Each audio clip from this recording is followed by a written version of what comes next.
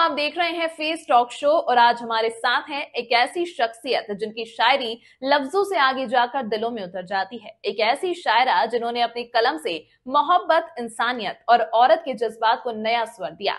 जी हाँ, हम बात कर रहे हैं डॉक्टर अना देहलवी की। डॉक्टर अना देहलवी उर्दू और हिंदी शायरी की दुनिया का एक चमकता हुआ नाम है।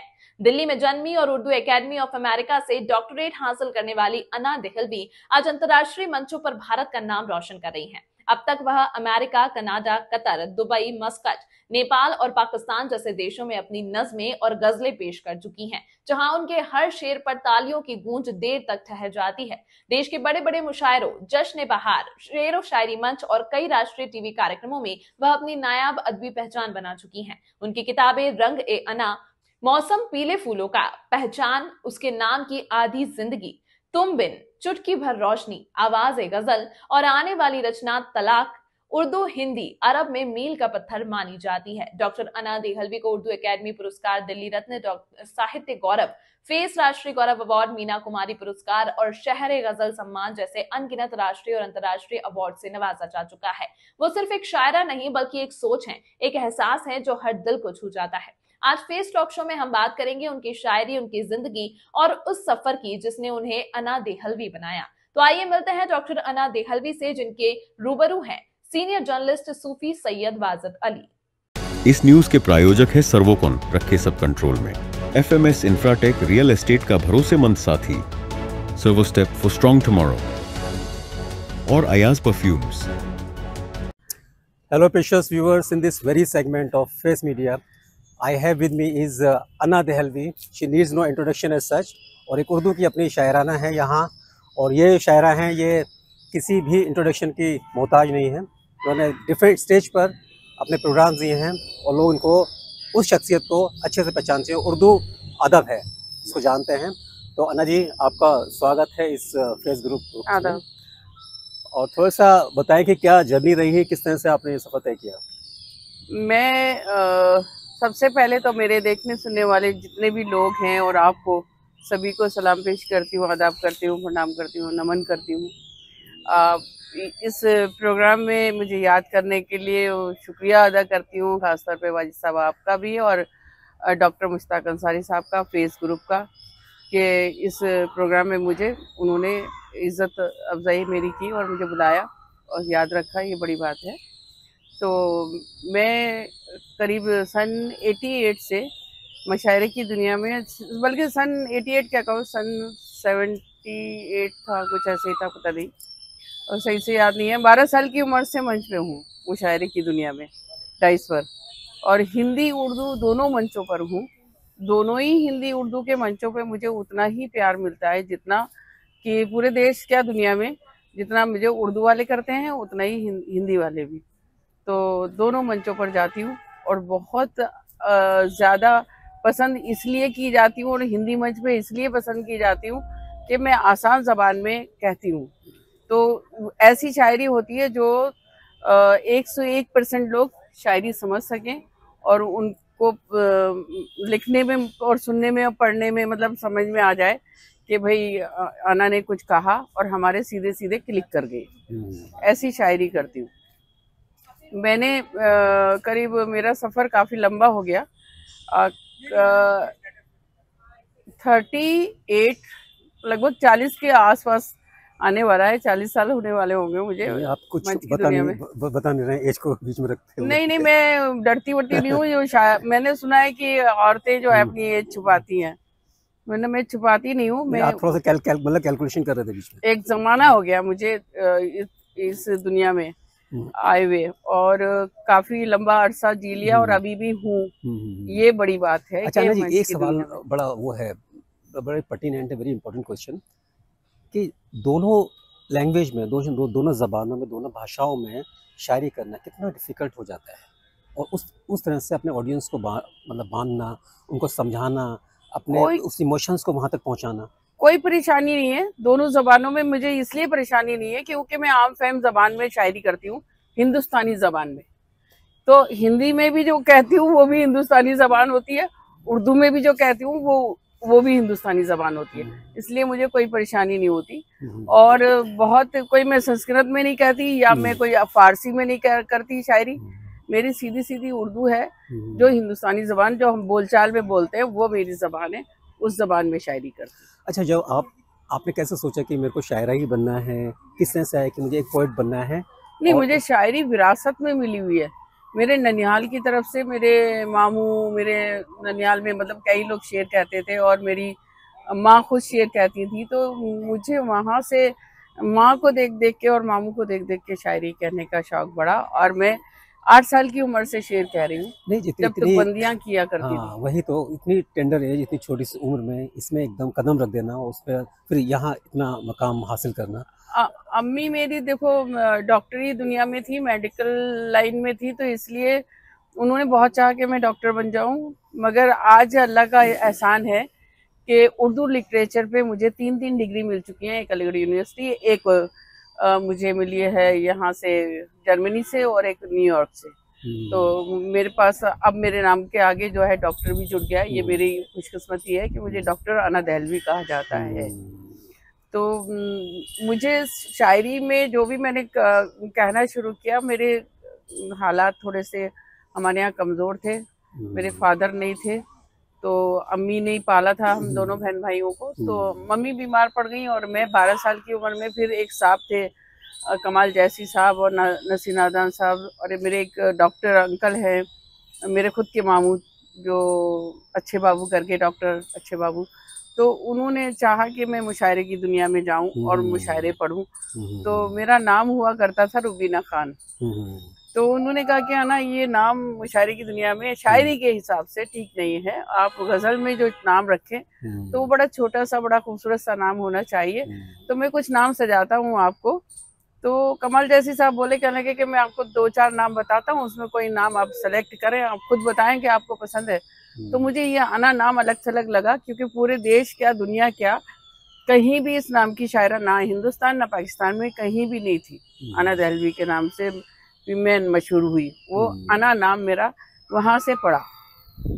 मेरा नाम तखल्लुस, नाम तो अलग ही था रुबीना खान, लेकिन जो तखल्लुस है वो आपका दहलवी है, वो कैसे है? जी, अना मेरा नाम तखल्लुस है और ये दहलवी इसलिए कि मैं दिल्ली में बड़ी हुई, पैदा हुई थी अलीगढ़ में, बट मम्मी बहुत छोटी सी गोद में यहाँ लेके आ गई थी, यहीं बड़ी हुई, यहीं। तो वो क्या उम्र रही होगी जब आप रुबीना से अन्ना हुई? उस टाइम तो 12 साल 12 साल की उम्र थी, और मेरा पहला मंच भी 12 साल की उम्र में मैंने शेयर किया था। और पहली बार मैं मुशायरे की दुनिया में जब पब्लिक में मुशायरा पढ़ने के लिए गई थी, तो मुझे ये भी नहीं पता था माइक पे खड़े कैसे होते हैं, ये इतनी भी तमीज़ नहीं थी। मगर हाँ, मैंने शो जैसा भी पढ़ लिया था। ये ज़रूर मुझे पता है कि दूसरे साल जब मैं गई तो उस मुशायरे में सब फिर मैं ही थी, इतनी कामयाब थी। मतलब आपने शो लूट लिया? हाँ जी, अल्लाह का एहसान। मैं क्या, मतलब अल्लाह ने इज्जत दी मुझे। क्योंकि लगभग 40 साल का सफ़र रहा है आपका, और इस सफ़र में बहुत सारी चीज़ें देखी हैं आपने। अब देख रहे हैं कि उर्दू जो है कहीं ना कहीं साइडलाइन होती आ रही है कुछ वर्षों से, 10-12 सालों से। उसकी वजह है ना कि हमारे घर वाले, हमारे गलती हमारी घर के लोगों की है। पहले के लोग इस ज़बान को पहले तो ये ज़बान कारोबारी थी, यहाँ तक कि मतलब आज भी पुरानी उठा के देखोगे दस्तावेज तो आपको पुरानी जगहों पे मिल जाएंगे, जैसे कि कचहरी में या और भी बहुत सारी सरकारी जगह पे आपको तहरीर मिल जाएगी। मगर अब जो ये नहीं मिल रही, उसकी वजह है कि जब हमने अंग्रेजी को तरजीह दी और अंग्रेजी हमारी इंटरनेशनल जबान हो गई, तो हम लोगों को ये समझ में आने लगा कि कारोबारी जबान जो है वो अंग्रेजी है। तो वहाँ पे फिर हिंदी उर्दू दोनों ही पीछे हट गई।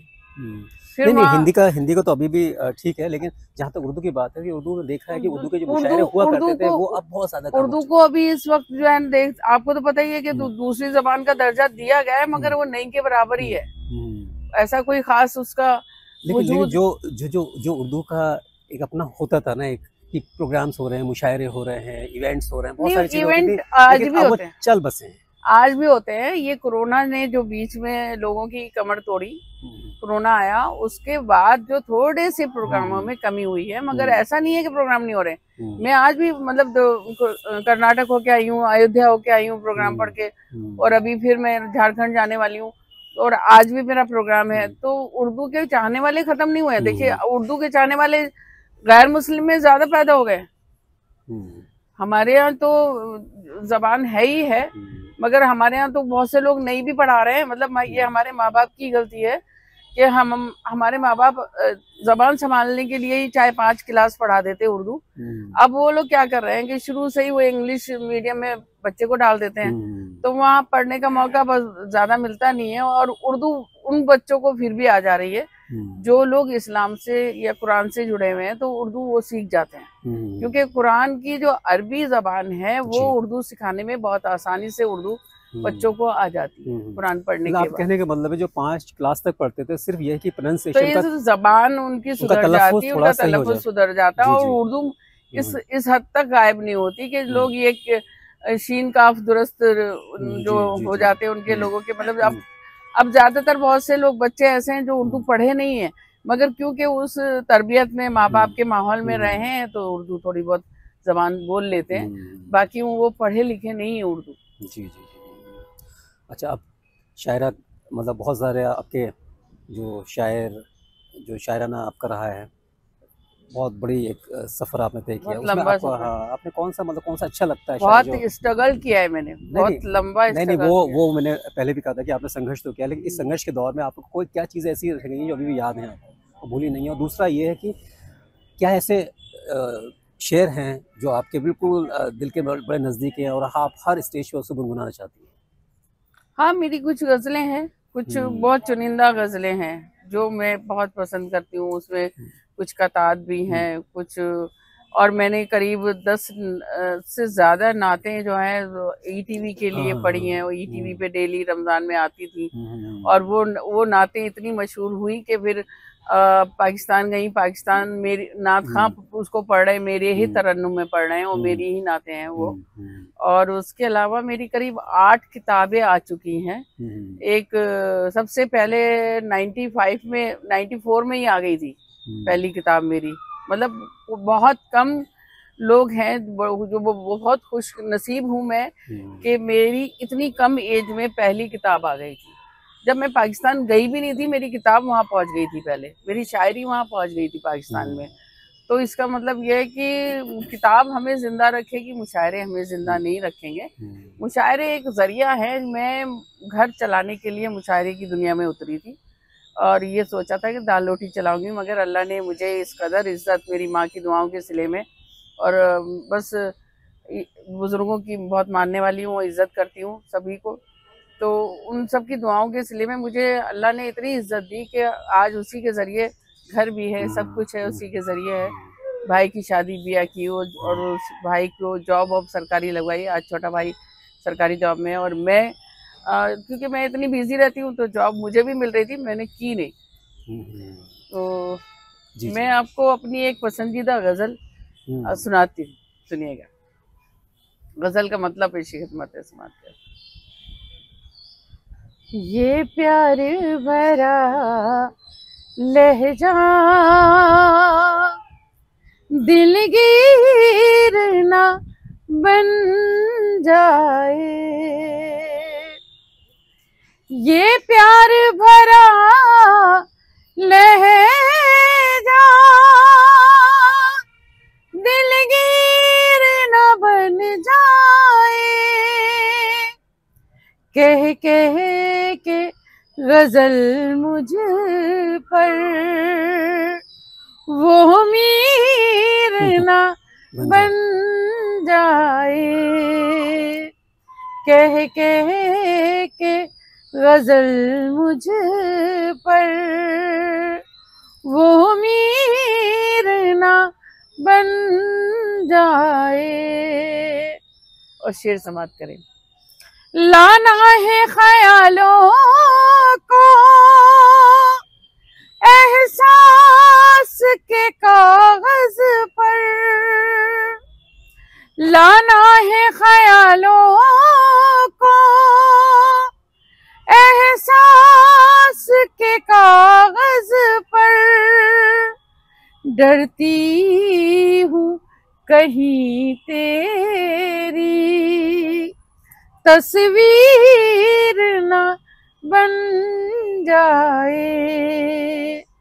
डरती हूँ कहीं तेरी तस्वीर ना बन जाए। और कुछ हमारी बहनें सुन रही होंगी जरूर, उनको ये शेर नज़ करती हूँ, सुनिएगा। बदली हुई दुनिया की बदली हुई बातें हैं, बदली हुई दुनिया की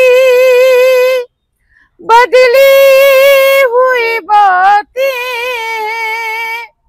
रिश्ता कहीं पैरों की जंजीर ना बन जाए। रिश्ता कहीं पैरों की जंजीर ना बन जाए।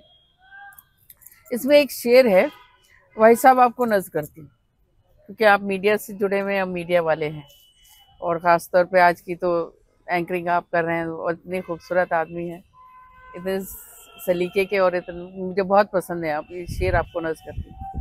हाथों में कलम लेकर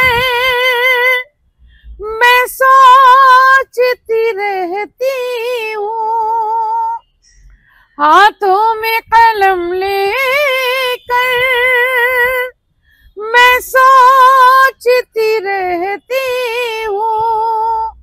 हालात की मजबूरी शमशीर ना बन जाए।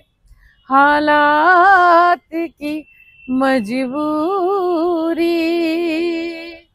शमशीर ना बन जाए।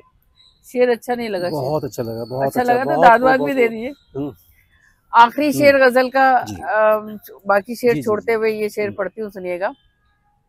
काफिये पे दाद चाहिए मुझे, ये बतौर खास जो लोग भी सुन रहे होंगे शौरा इकराम में या काफिया समझते हैं, रदीफ काफिया, तो उनके लिए खास तौर पे ये शेर नज़ करती हूँ बतौर खास। ये मसला दिल का है, हल कर दे इसे मौला। ये मसला दिल का है, हल कर दे इसे मौला। ये दर्द मोहब्बत भी कश्मीर ना बन जाए। ये दर्द मोहब्बत भी कश्मीर ना बन जाए। ये शेर किसी जमाने में बड़ा हेडिंग बना मेरा। नहीं, बहुत अच्छा पढ़ा आपने। अच्छा, थोड़ा सा हिंदी में जो पढ़ते हैं वो थोड़ा सा बताएंगे दर्शकों को? मैंने आपको बताया ना कि मैं बहुत ही आसान जबान में, यानी हिंदुस्तानी जबान में लिखती हूँ। तो मुझे जो हिंदी वाले मंच पे बुलाया जाता है ना, हिंदी वाले मंचों पे बुलाया जाता है, कभी सम्मेलन वो सिर्फ इसीलिए बुलाया जाता है कि आसान जबान में सीधे सीधे क्लिक करने वाले शेर होते हैं। तो आसान जबान में कुछ कह दीजिए आज। हाँ, मैं सुनाती हूँ। मेरे एक मुक्तक कथा सुनाती हूँ। मुक्तक कहते हैं हिंदी में, और वैसे कथा बोला जाता है, तो वो सुनाती हूँ। उसमें थोड़ी सी हिंदी भी है, सुनिएगा। और मैंने वंदना भी कही हिंदी मंच के लिए, तो मैंने तो बहुत कुछ कह रखा है। सुनाती हूँ, सुनिएगा। किरण देना, सुमन देना, चमन देना, न धन देना।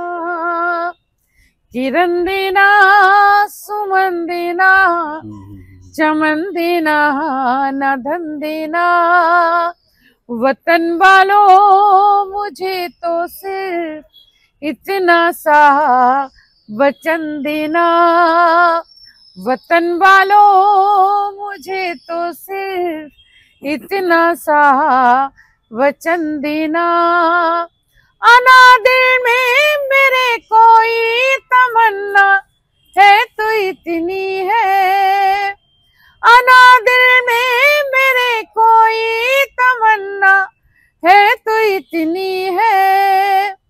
अगर मर जाऊं तो मुझको तिरंगे का कफन देना, अगर मर जाऊं तो मुझको तिरंगे का कफन देना। हाँ डॉक्टर अना दहलवी, थोड़ा सा बताएं, जैसे ना शुरू के दौर थे, जैसे इब्राहिम ज़ोक हो गए, उसके बाद मीर तकी मीर हो गए, असदुद्दीन हो गए, गालिब के नाम से इनको जाना जाता है, और उसके बाद जो अब जो दूसरा दौर आया, जैसे कैफ भोपाली हो गए, नीदा फाजली साहब हो गए, और अभी साहिल लुधियानवी जी का बर्थडे था। तो आपकी जो शायरी है, उस टाइम की जो शायरी थी, उसमें क्या डिफरेंस आपने देखा?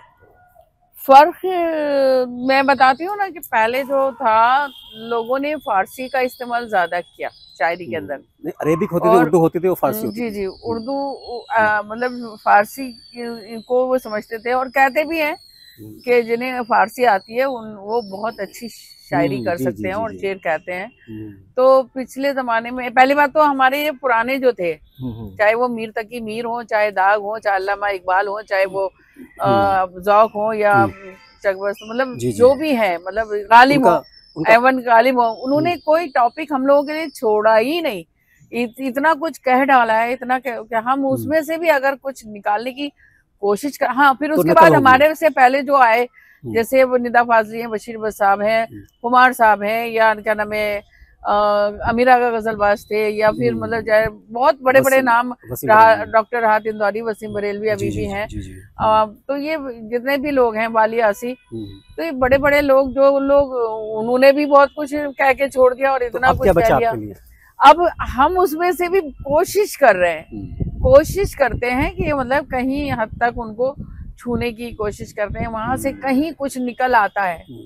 तो जैसे कि मतलब गालिब की एक जमीन पे मिसरा मिला था, अर्ज़े नियाज़े इश्क के काबिल नहीं रहा, तो उसमें मैंने शेर कहा था, खासतौर पे मतला, अगर मतला अच्छा कह लिया और कुछ नयापन हो तो मुझे दुआएं देना।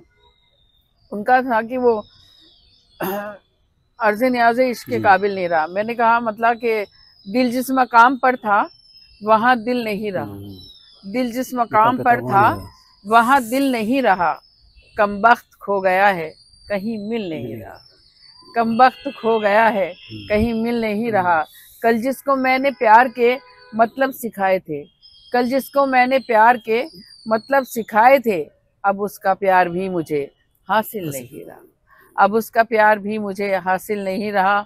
और ये शेर बतौर खास के दिल के मामलात थे, दिल्ली वालों के लिए शेर नज़र है कि दिल के मामलात थे गालिब के दौर में, दिल के मामलात थे गालिब के दौर में, इस दौर में दिमाग तो है दिल नहीं रहा, इस दौर में दिमाग तो है दिल नहीं रहा, और हम कैसे तय करेंगे मोहब्बत की मंजिलें। आज की ज़रूरत है ये शेर, और मैं सभी सुनने वालों को नज़र करती हूँ, सुनिएगा कि हम कैसे तय करेंगे मोहब्बत की मंजिलें, जज्बा अगर खुलूस में शामिल नहीं रहा, जज्बा अगर खुलूस में शामिल नहीं रहा। और आज की जो लड़कियां हैं उनको मैं पलट ये शेर बताती हूँ कि वो जो किस्सा था सोनी महिवाल का, उसको जहन में रखते हुए और ये मेरा शेर सुने कि कुछ लड़कियों से मैंने सुना है कि आजकल, कुछ लड़कियों से मैंने सुना है कि आजकल कच्चे घड़े पे तैरना मुश्किल नहीं रहा, कच्चे घड़े पे तैरना मुश्किल नहीं रहा। और सबसे अच्छा शेर जो इस गजल में शेर हुआ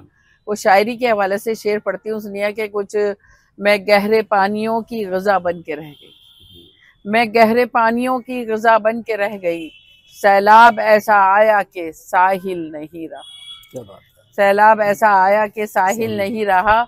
और मक्ता मैंने कहा यहीं के लिए कहा, सुनिएगा कि गालिब का शहर शहर सियासत है आजकल, गालिब का शहर शहर सियासत है आजकल, ये शहर अब अना तेरे काबिल नहीं रहा, ये शहर अब अना तेरे काबिल नहीं रहा। तो मैंने काफ़ी हद तक शायरी में कोशिश की है और लोगों ने उसको सराहा भी और पसंद भी किया। जैसे कि अब जैसे मेरी 8 किताबें जो आई, तो 8 किताबें, जैसे पहली किताब आई रंगे आना के नाम से, फिर मेरे उस्ताद थे वाली आसी, जो मुनव्वर राना साहब और उनके रईस अंसारी, इन लोगों के, कई लोगों के वो उस्ताद थे, तो मेरे भी उस्ताद वही थे।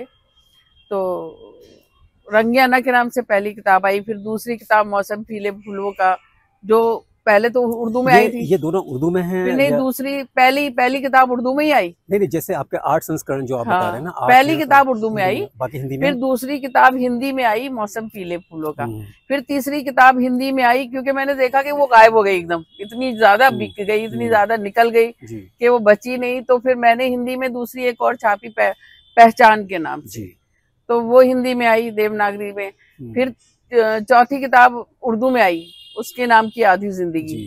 फिर 5वीं किताब मेरी आई, क्या नाम है, चुटकी भर रोशनी। फिर एक किताब आई तुम बिन के नाम से, वो हिंदी में। तो फिर एक किताब, ये बीच में एक उर्दू की और आई थी। और फिर अभी 2 ज़बान में एक किताब आई मेरी, आबरूए गज़ल। और अब 8वीं किताब आ रही है, जिसकी मैंने बिल्कुल तैयारी हो गई है। एक हफ्ते में आ जाएगी इंशाल्लाह। उसका रस्म इजरा भी इसी महीने में करना है। तो वो किताब का नाम है तलाश। जी अना जी, वैसे तो फहरिस्त बहुत लंबी, मतलब लेजेंडरी पोइट रहे हैं उर्दू के, ख़ास तौर से बड़े बड़े शायर रहे हैं और बड़े दानिश्वर हैं। इसके अलावा कोई ऐसा है जिसने आपको बहुत ज़्यादा मुतासिर किया? बशीर बट साहब ने मुझे बहुत, आज के ज़माने के, पिछले ज़माने में तो जैसे गालिब है, मीर हैं, अल्लामा इकबाल भी हैं, कुछ और परवीन शाकिर हैं, दारा बानो वफा है शायरा में। डॉक्टर बशीर बद्र का बता रहे हैं, उनका थोड़ा सा बताइए। बशीर बद्र क्या एक खूबी है, खूबी ये है कि उनके यहाँ बहुत आसान ज़बान में, आसान फहम ज़बान में उन्होंने जो शायरी की है वो सीधे सीधे क्लिक करती है। और आज आप किसी से भी पूछ लीजिए, वो मंच पे नहीं है, डाइस पे नहीं है, घर में बिस्तर पे हैं, बीमार हैं, मगर उनको हिंदी वाले भी शेर उनके सबको याद होंगे। कोई ना कोई कह ही नहीं सकता कि उनके शेर किसको याद नहीं है।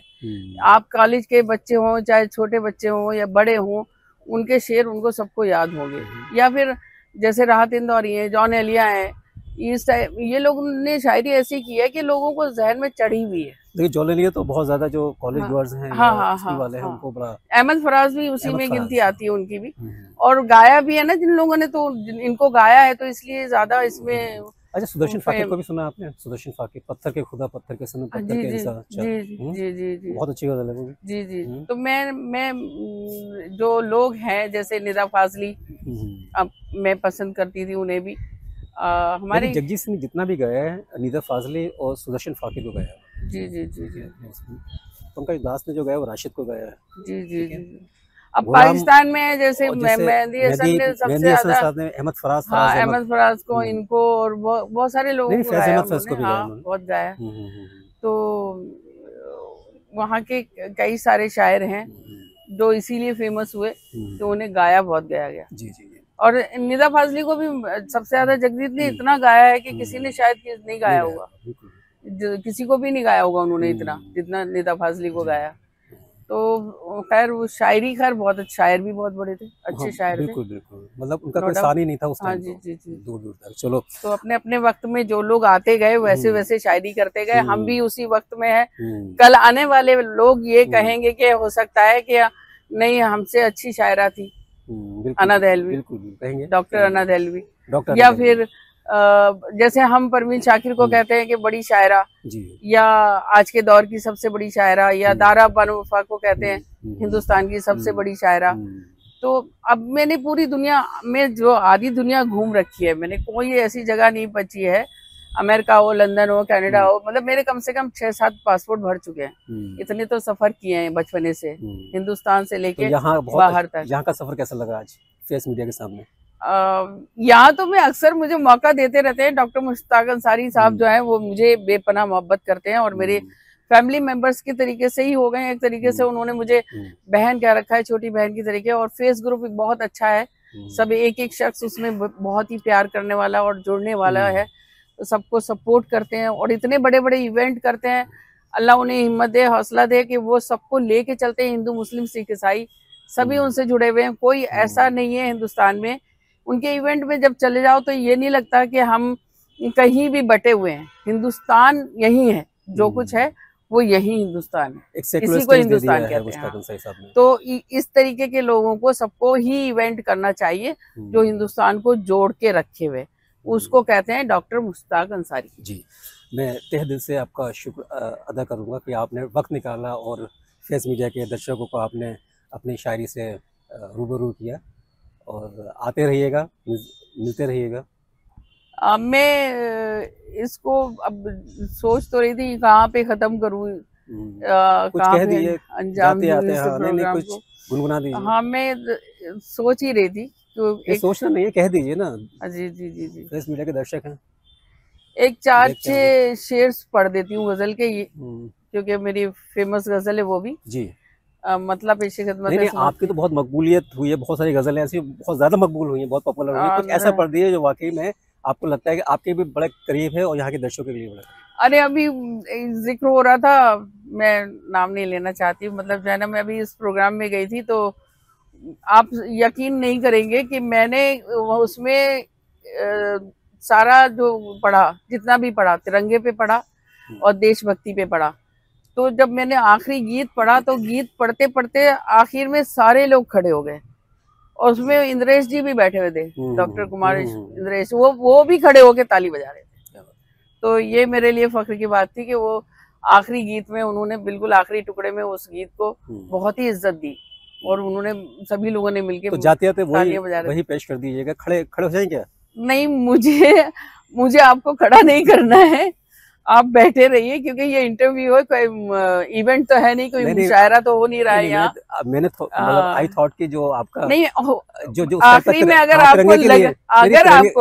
आपको लग जाए तो खड़े हो जाइएगा। नहीं, आपने बोलने से पहले कर दिया, मैं खड़ा हो जाता हूँ। नहीं, अभी तो आप यही बैठिए, तो मैं वो गीत से ही खत्म करती हूँ जी। एक 4 मिसरे पहले पढ़ती हूँ, उसके बाद उस गीत को वहीं से उससे खत्म करती हूँ कि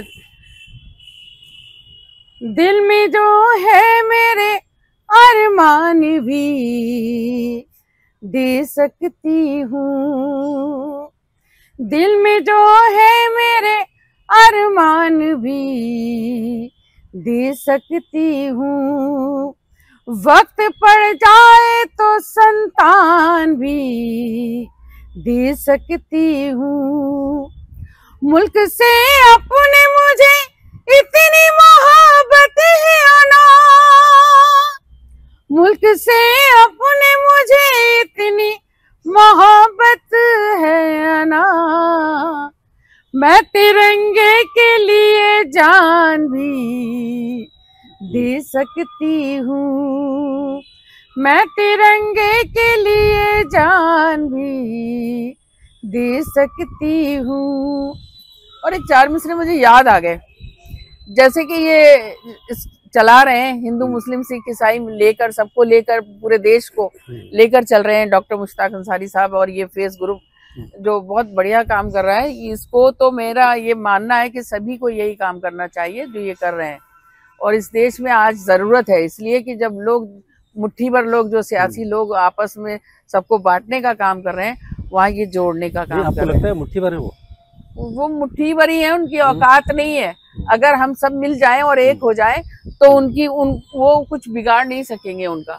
ये इस देश का ना, मतलब ये लोगों को लगता है कि हम एक दूसरे से अलग कर लेंगे, मगर नहीं हो पाएगा, नामुमकिन बात है। हिंदुस्तान को हजारों, मेरे ख्याल में हजारों साल की सभ्यता है हमारी, और बरसों से हम उसको जी रहे हैं आपस में, तो उसको इतने आसानी से ये 4-6 दिन में नहीं खत्म की जा सकती, इतना आसान नहीं है।